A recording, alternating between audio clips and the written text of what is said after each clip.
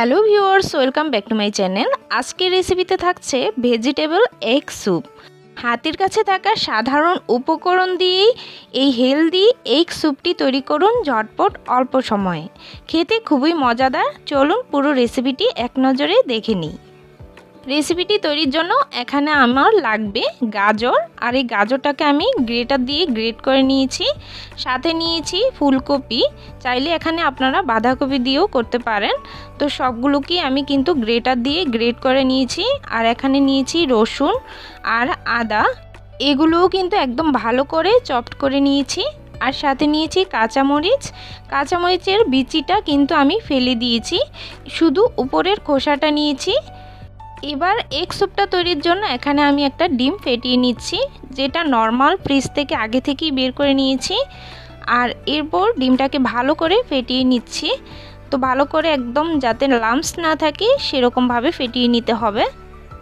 এবার ডিমটা একটা সাইডে রেখে আরেকটা বাটিতে আমি একটু জল নিয়েছি, আর সাথে 1 চামচ দিয়ে দিচ্ছি কর্নফ্লাওয়ার। কর্নফ্লাওয়ারটা জলের সাথে খুব ভালো করে মিক্স করে নিলাম। তো এখানে কর্নফ্লাওয়ারের পরিমাণটা কিন্তু কম দেওয়ার চেষ্টা করবেন, না হলে কিন্তু স্যুপটা একদম স্টিকি হয়ে যাবে। তো আমি এবার প্যানে কিছুটা তেল দিয়ে দিয়েছি। তো তেলের পরিমাণটা খুবই সামান্য দিয়েছি। এবার আদা আর রসুনটাকে কিন্তু দিয়ে দিলাম। এবার এই আদা আর রসুনটাকে হালকা একটু ভেজে নিব, তবে বেশি ডার্ক করে ভাজা যাবে না। আদা আর রসুনের খুব ভালো যখন একটা ফ্লেভার নাকে চলে আসবে, সে পর্যায়ে আমি বাকি যে সবজিগুলো রেখেছি সেগুলো সবগুলো ঢেলে দিচ্ছি। আর আদা রসুনটা কিন্তু কাঁচা থাকা যাবে না, না হলে কিন্তু গ্রানটা একদমই বাজে আসবে। তো খুব ভালো করে ভেজে নিতে হবে। এবার আমি বাকি সবজিগুলো দিয়ে কিছুক্ষণ হালকা করে ভেজে নিব। তবে স্যুপের জন্য সবজিটাকে কিন্তু বেশি করে ভাজা যাবে না, হালকা একটু ভাজলেই কিন্তু যথেষ্ট। 50% মতো ভেজে নিয়েছি। এবার সাথে 1 চামচ দিয়ে দিচ্ছি টমেটো সস, 1 চামচ দিয়ে দিচ্ছি সয়া সস, সাথে হাফ চামচের থেকে একটু কম দিয়ে দিচ্ছি গোলমরিচের গুঁড়ো। এবার স্যুপের জন্য আমি পরিমাণ মতো জল দিয়ে দিচ্ছি। এখানে জলের পরিমাণটা একটু বাড়িয়ে দিতে হবে, যেহেতু স্যুপটা সিদ্ধ হয়ে তারপর কিন্তু অনেকটা কমে আসবে, সেজন্য আমি এখানে জলটা একটু বাড়িয়ে দিয়েছি। আর সাথে এবার পরিমাণ মতো একটু লবণ দিয়ে দিলাম। লবণটা অবশ্যই একটু বুঝে দিবেন, না হলে কিন্তু বেশি হয়ে গেলে খেতে ভালো লাগবে না। এবার একটু নাড়াচাড়া করে তারপর ঢেকে আমি সবজিটাকে ভালো করে সিদ্ধ করে নিব। ঠিক 10 মিনিটের মতো আমি সিদ্ধ করে নিয়েছি। এবার গুলিয়ে রাখা যে কর্নফ্লাওয়ারটা ছিল সেটা আমি অল্প অল্প করে ঢেলে দিব, আর সাথে সাথে নাড়তে হবে। তো সাথে সাথে নাড়বো, আর কর্নফ্লাওয়ারটা পুরো মিশ্রণটা ঢেলে দিচ্ছি।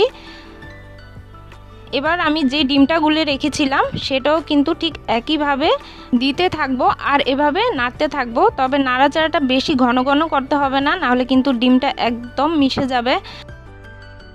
তো এভাবে ধীরে ধীরে আমি নেড়ে তারপর ডিমটাকে ভালো করে মিশিয়ে নিব। আর দেখতেই পাচ্ছেন ডিমটা কিন্তু খুব সুন্দরভাবে একদম মিশে গেছে। মিশানো হয়ে গেলে আমি এই ডিম সহ জাল করে নিব কিছুক্ষণ স্যুপটাকে। তো 5 মিনিটের মতো আমি আবারও জাল করে নিয়েছি।